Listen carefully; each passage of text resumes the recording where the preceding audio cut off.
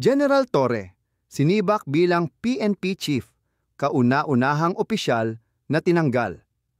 Bago matapos ang termino, mainit na pinag-uusapan ngayon sa social media ang biglaang pagkakatanggal ni General Torre bilang hepe ng Philippine National Police, PNP. Si Pangulong Ferdinand Marcos Jr. mismo ang nagpatalsik sa kanya sa pwesto na ayon sa ilang netizens at personalidad ay may mas malalim na dahilan. Ayon kay Moreno, "Please don't be too happy, mashock na lang kayo. Baka maging NBI director pa yan si General Torre, which is more nakakatakot." Naku po, sa halip na simpleng pagbabago sa liderato, tila naging pangginis lang umano ang pagsibak kay Torre, parang palabas lang. Sa katunayan, siya ang unang PNP chief sa ilalim ng bagong Pilipinas na opisyal na tinanggal bago pa man matapos ang kanyang termino. Na-appoint si General Torre noong Hunyo 2, 2025 at natapos ang kanyang panunungkulan ngayong Agosto 26, 2025. Sa kabuuan, 2 buwan at 26 na araw lamang siyang nanilbihan. Isang napakabilis na turnaround sa kasaysayan ng PNP. Karamihan sa mga dating PNP chief ay nagsilbi hanggang sa kanilang mandatory retirement o nakumpleto ang buong termino. Ang ganitong senaryo ay bihira at itinuturing ng ilan bilang historical at unusual.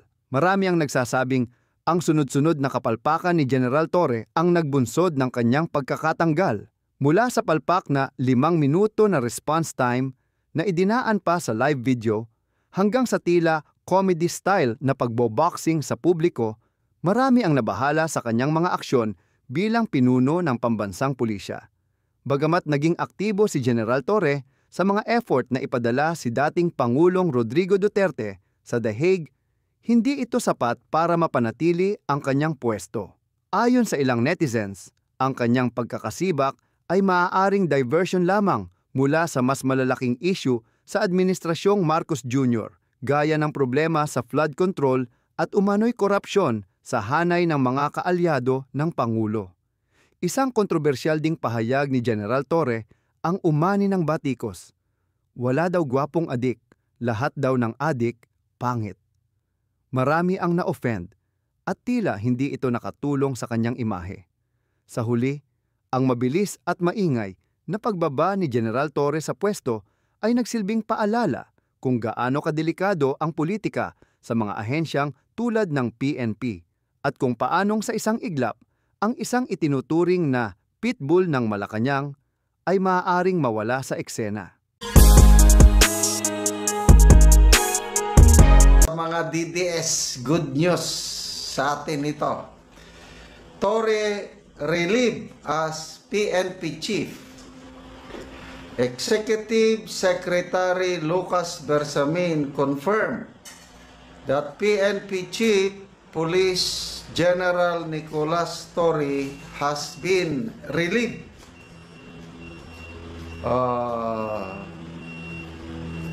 from the post, effective as soon as possible, according to a letter sent to Torre this Monday. So, kahapon. Ngayon lang na i-publish. So, basahin ko yung Ito na yung letter, Office of the President, Malacanang, 25 August 2025. So, kahapon ito. Police General Nicolas D. Torre, Philippine National Police, Camp Crame, Quezon City. General Torre, you are hereby relieved as Chief PNP effective immediately. So, ibig sabihin, effective kahapon for the continuous and efficient delivery of public services of the PNP, you are hereby directed to ensure proper turnover of all matters, documents, and information relative to your office. Thank you. By order of the President, Lucas P. Bersamin, Executive Secretary. So, ito na. Mary C. Ano ba yun? Ang gaba, dili magsaba, sabi ni BP Sara. Ano kayang dahilan bakit siya ni-relieve? Another next vlog natin yon. Pag ganito kasi, pag maligaya ko or nalulungkot ako, gusto kong kumanta. So ako, maligaya.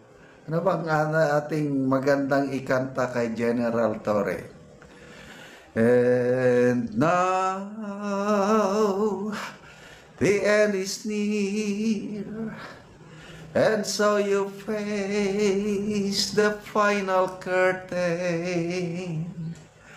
My friend, I'll state clear, I'll state your case, of which I'm certain. I've lived a life that's full, you've traveled each and every highway, and more, much more than this.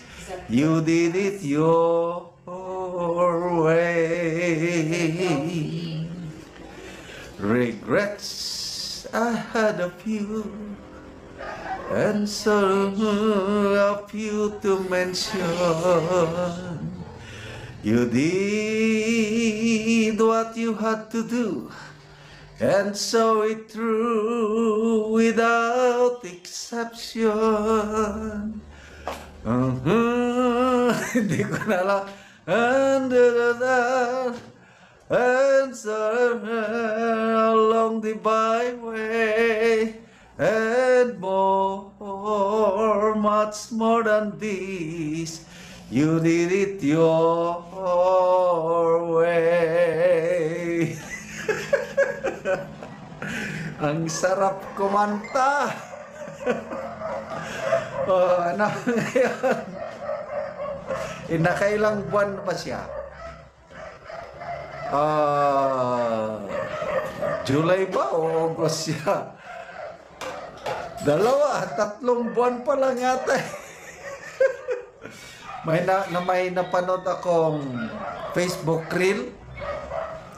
Grabe, akala ko presidente ang dumating eh.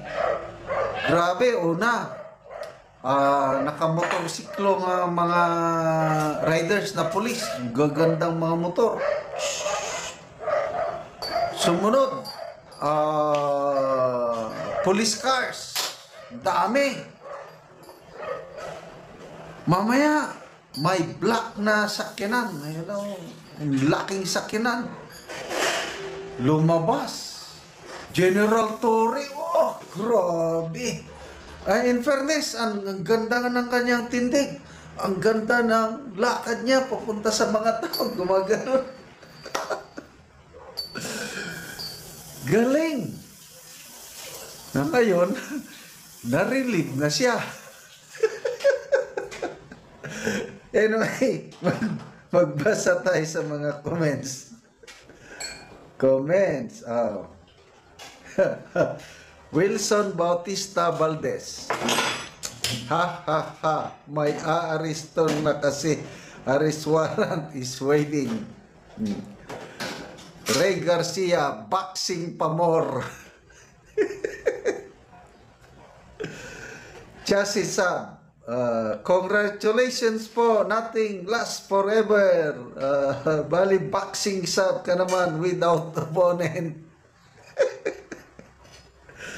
Raymond de Guzman, the day of reckoning has just begun.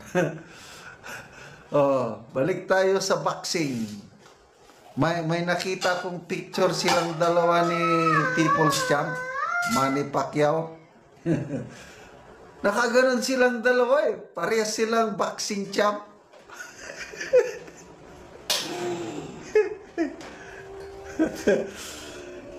Ito. Rona Idilio. Plot twist. Torre as DPWH Secretary. Wow.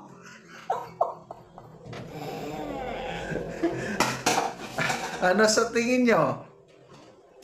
Pwede ba si General Torre as DPWH Secretary?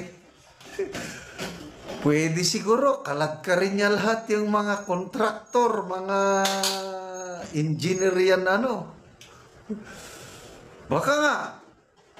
O mali natin, may plano. Kasi problemado nilang DPWH ngayon. Kailangan ng isang bastonero.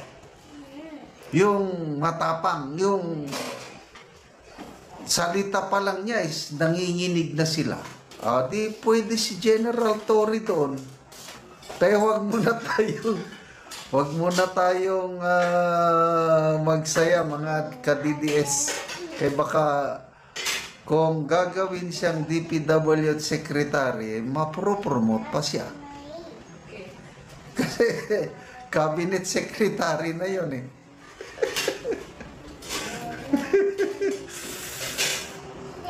Rachel Mata, Mr. Heartbeat, knockout round 1.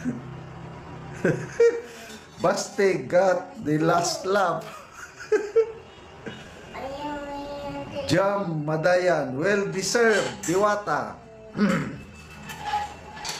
Erika Paula Leles, in the midst of flood control project issue, karon yun ka na relieve. Something is brewing. Okay, so mamaya pag-usapan natin, next vlog na lang, ano yung dahilan bakit siya na-relieve. Then another vlog na naman is sino ang ipapalit. Okay? So good luck General Torre sa kinabukasan sa iyong career and then pag-retire mo. Okay, salamat mga kaibigan sa inyong pagsubaybay sa ating channel. Nakakatulong